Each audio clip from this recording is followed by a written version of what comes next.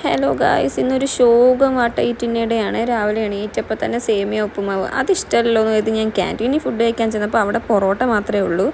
അത് കഴിച്ചു കേട്ടോ. അത് കഴിച്ച് കുറച്ച് നേരം കഴിഞ്ഞപ്പോൾ എനിക്ക് വിശന്നു തുടങ്ങി. അൺഹെൽത്തി ഫുഡാന്ന് പറഞ്ഞാൽ അത് ഞാൻ കുറച്ചേ കഴിച്ചുള്ളൂ. പിന്നെ കഴിക്കുന്നത് ഹെൽത്തി ആണല്ലോ, അങ്ങനെ മാഗിയാണ് കഴിക്കാനെടുത്തത്. അതിഷ്ടമില്ലാത്തതുകൊണ്ട് അതും കുറച്ചേ കഴിച്ചുള്ളൂ കേട്ടോ.